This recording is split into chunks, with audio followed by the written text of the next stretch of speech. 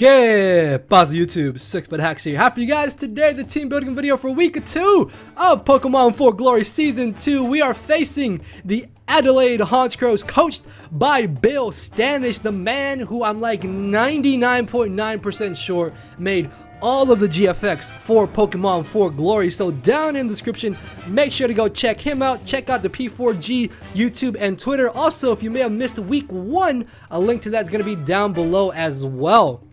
So, with all that being said, guys, if you're excited for this, make sure to hammer that like button down below and show off your support for the Durham Druddigons in Pokemon 4 Glory. So, looking at the matchups, guys, we have a pretty tough matchup. I'm not even gonna lie to y'all. The combination of Sticky Webs plus Kartana and Karen Black and Braviary is actually kind of terrifying.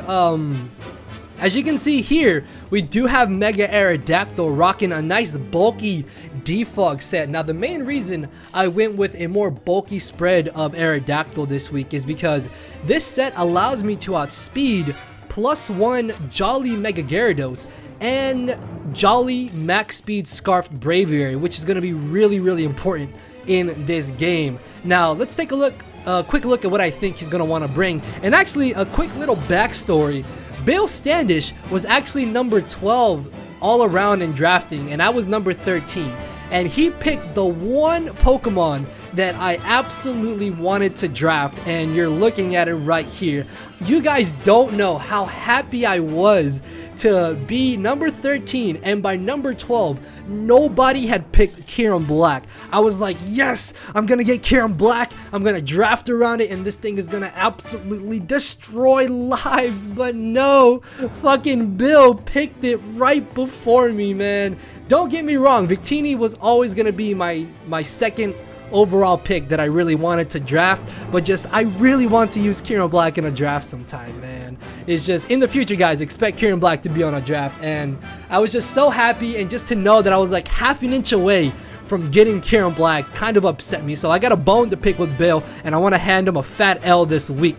Hopefully that is going to be what happens. So I definitely expect him to bring the Karen Black. Now, the downside of Karen Black is that it gives us free switch-ins to a lot of our Pokemon, but at the same time, we don't really have a safe switch-in to Karen Black, because with the combination of these moves and all this type coverage, this thing just hits everything for like neutral or super effective damage. So I definitely have to watch out for that. I don't expect them to be running a plus speed nature, because there's literally zero reason for him to not just bring Unnerved Galvantula. Unnerved Galvantula is just really good in general because it stops your opponent from using weakening berries such as Tanga Berry, Yachi Berry, or Haban Berry, which covers all 3 of the main type moves that Galvantula tend to carry. So definitely expect them to bring Unnerved, Sticky Web, Galvantula. Braviary, like I mentioned, can be a little bit problematic because our only form of hazard removal is defog, so I can definitely see this coming. Another huge threat is actually going to be Hitmonlee. Now, our only fighting resists are Slurpuff, and we do have a Frostlass, but Frostlass isn't the most bulky thing around, and if I want to bring Slurpuff, it's going to have to be a defensive set, which even then, Hitmonlee can just carry Poison Jab to deal with Slurpuff, and then it can carry Knockoff or Bullet Punch to deal with Frostlass. So Hitmonlee, I definitely feel has an absolutely great matchup in this game. Kartana is also another scary set. I definitely expect him to be Jolly with Z move or to be Jolly with Choice Scarf. And if he's Choice Scarf, late game, once things are weakened, could actually be very scary, because this thing's going to be a +1 speed, and if it picks one of our Mons off, it's then going to get a +1 in attack. So I really have to watch out for that. And as for the 6th Mon that I think he's going to bring, honestly, Comfey has a pretty solid matchup in this game. Another Mon could definitely be the Reuniclus. I can definitely see him wanting to bring this. Rhyperior also doesn't really have too bad of a matchup, considering that Rhyperior is his best switch into Victini. I definitely expect him to want to bring Rhyperior. This also gives him Stealth Rocks. Another Mon could be Reuniclus, which we do have 2 dark types on the team, but Colbur Berry Reuniclus could be a little bit annoying to deal with. So more or less, I expect them to want to bring Hitmonlee, Reuniclus, Braviary, Kartana, Galvantula, Kyurem, or either Comfey or Rhyperior over the Reuniclus. Chandelure also may not have too bad of a matchup in theory. Claydol doesn't really do anything to us. Mega Gyarados is actually kind of scary as well, although I'm not really too sure what he would want to run over Mega Gyarados. Maybe over Reuniclus, because I could see him not bringing Reuniclus, because again, we do have two pretty solid dark types. So with all that out the way, guys, let's take a look at what the Durham Druddigons are going to be bringing. So of course you guys saw that we do have this pretty bulky Mega Aerodactyl spread. The cool thing about Mega Aerodactyl is that his only answers to this mon are Claydol, Rhyperior, and the Reuniclus. We can just smack Reuniclus with a Crunch. We can smack Rhyperior and Claydol with Aqua Tail. So if he's expecting us to have one of those moves, that's going to be good for us. While we may not have either of those two moves, the rest of our team can definitely pressure those three mons and put ourselves in a position of where Mega Aerodactyl could possibly put in a lot of work. The reason why I went with a bulky spread is because this allows me to safely switch in to Brave Birds from Braviary. I can also switch into Specs Fire Blasts from Chandelure, and the speed allows us to outspeed +1 Jolly Gyarados, which is one base higher than Jolly and Timid Braviary and Chandelure respectively. So that's going to be really good, because if he is running a Scarf on one of those mons, we're just going to outspeed them and pick them off. Fire Fang is literally only for Kartana. Like, if I can get myself in a position of where I can guarantee knockout Kartana with Fire Fang, I'm going to try and get myself in that position, because I think Kartana is probably his biggest threat. Like, Kyurem Black is a little bit difficult for us to switch in, but Kartana being Scarfed or Swords Dance could be very hard to deal with, so I have to watch out for that. I know Kartana can also run like a Timid set, but I'm hoping he doesn't know about that set and he doesn't run it, because if he does run that, that could actually be really, really terrifying. Probably a lot more scary than like the regular Scarfed or Z-Move SD set. So this set just in general puts in so much work. Defog is going to be absolutely huge, so I can get rid of Sticky Webs and potential Stealth Rocks. So Mega Aerodactyl definitely puts in a lot of work in this game. Next off, we have good old Grenji the Greninja here, and I know you guys see the... I know you guys see the Assault Vest, but trust me, there is logic. There is complete logic behind this, I promise you. So the combination of Hydro Pump and Dark Pulse just actually hits the entire Adelaide draft for neutral or super effective damage, and he doesn't really have good special walls that can safely switch into Greninja. Now, having the Assault Vest allows me to have a secondary check to potential Specs or Scarfed Chandelure, because Fire Blast and Shadow Ball do absolutely zero to Greninja. I think at one point I was like Life Orb with Spikes, but I didn't like that because overall the team was a little bit weak to Chandelure, so I decided to slap on an Assault Vest. This allows us to just completely chew any hit outside of a Z Solar Beam, which I don't really expect them to want to bring. And with the moves here, Low Kick should always 3-hit KO Kyurem Black unless he is running the Chople Berry. That's the main reason why I have Low Kick. U-Turn is just here to be able to gain momentum on a potential predicted switch out, or if I need to pick something off. Hydro Pump and Dark Pulse again are just able to absolutely smack his entire team for good damage. And I think the speed EVs allow us to outspeed, as you can see, Jolly Max Speed Kartana by 1 point before it gets a potential speed boost if he does for some reason bring the Timid set, which again I really don't think he's gonna bring. Next off, we have good old Corbin the Cabalion here, rocking a pretty awesome Choice Scarf set. Now, the idea behind the set is that if you look at the Adelaide's draft, this stab combination plus Stone Edge absolutely destroys everything except for Reuniclus and except for Claydol.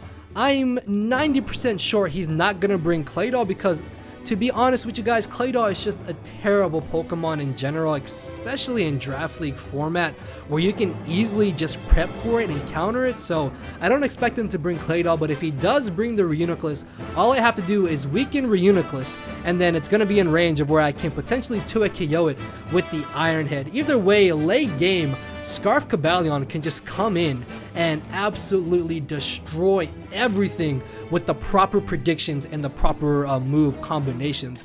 The HP and the Spadef Vs are just so I can kind of pseudo pivot into Kieran Black, because my theory is that with Kieran Black, he's going to want to bring it in on something that he knows he can live one hit from. So at that point, it's being able to switch into something that can then chew a hit from Kieran Black and then go from there. This also lets me chew hits from Kartana if it doesn't have the Sacred Sword, which Kartana could very well have 4 move slot syndrome if it's a Swords Dance set, or if it's Scarf. This also just lets me switch in a little bit easier if it's not locked into the Sacred Sword. So that's going to be really good. I can also chew a hit from the Galvantula if it really comes down to it. I believe I have enough speed to outspeed Jolly Max Speed Hitmonlee, if I'm not mistaken. Yeah, because there's a chance he may want to bring like Jolly Scarf Hitmonlee. Honestly, Jolly Scarf Hitmonlee doesn't even have that bad of a matchup, but I more or less expect them to bring Normal Gem, because late game, Normal Gem Hitmonlee could actually just sweep us, so I really have to be careful with that. But this allows us to outspeed it. I would have liked to run enough speed to outspeed Jolly or Timid Max Speed Kieran Black, but again, I really don't think he's gonna bring Jolly or Max Speed Kieran Black, just because he has webs, and Jolly and Timid doesn't really outspeed anything on our draft that Modest or Adamant or whatever plus attack plus special attack would outspeed. So that's really nice, and we don't really lose out on any damage rolls going from 252 down to 244. So Cobalion is essentially just our late game sweeper paired up with Zazaro here. Mega Aerodactyl and Cobalion can definitely put in a lot of work. This also lets me switch into a Brave Bird coming from Braviary too, so that's going to be a huge plus. Of course, you guys know that we had to bring Vicente. Now I flip-flopped like back and forth so many times between this set. Actually, quick shouts out to my boys Wamar and Harris for helping me out a bit with team building this week. Now, the cool thing about this set, or a cool thing that was a cool thing, was that I actually originally had Magic Coat on the set as opposed to Psychic, because Victini is most likely going to be the lead going into this game. Since Galvantula is just about always the lead, I expect him to want to lead Galvantula, and the thought was going to be to lead Victini and Magic Coat the webs right back to him. So that way, even if he gets webs up, we're going to have webs up on his side of the field, making it kind of an even playing field again. So that was kind of the idea behind that, but at the same time, Glaciate, Blue Flare, and V-Crate does literally nothing to Rhyperior or to Chandelure, which I honestly don't think he's going to bring Chandelure, but I don't want to be in a position of where if I lose my Greninja, I don't have any move to hit Chandelure with my Victini. So in the end, I honestly think that Psychic has way more benefits than Magicoat, because I'm only going to be using Magicoat turn 1, and then there's a chance that he won't even go for the Sticky Webs turn 1. So that's something to keep in mind. And I know it's a little bit odd to have Blue Flare and V-Crate. I only have V-Crate because it's got a really good chance to 2-hit KO Max Defense, Max HP Reuniclus, which if it's Cobra Berry Reuniclus and it Calm Minds, it could be a little bit of a problem. So by having V-Crate, I'm able to cover that. I think I also had like Trick Room V-Crate at one point, but I didn't really like that because there wasn't too many scenarios where I thought that I would be able to get off a Trick Room while being able to lower my speed and guarantee outspeeding his Rhyperior and his Reuniclus. So that's more of why I went with this bulky spread. Honestly, he really has no safe switch-ins to Victini. Like, not even Gyarados is going to appreciate switching into a Blue Flare or Glaciate or Psychic or V-Create before it Mega Evolves. So I can definitely take advantage of that. Blue Flare is very spammable against his team. There's also a 20% chance that I can get the burn, so that's a huge plus The only downside of V-Create is that I give him a blatant free switch into a threat, so I only want to use V-Create against the Reuniclus. Outside of that, I really have no other reason to use V-Create unless I'm in a position of where I can guarantee a KO with V-Create and then ensure that whatever he brings in, I have an answer to switch into it. So those are really the only times I'm going to be going for V-Create, but 9 times out of 10, I'm only going to be V-Creating the Reuniclus. So I'm not really too concerned about the speed drop or the double defense drop. Glaciate is just really good to be able to lower the speed of his lead Galvantula. So the idea is to lead Victini as he leads Galvantula. I go for Glaciate, and then at that point, if it's not Scarfed Galvantula, I'm able to outspeed him. And if he's Scarfed Galvantula, he's locked in the sticky webs, or he's locked into a move and he hasn't got up sticky webs.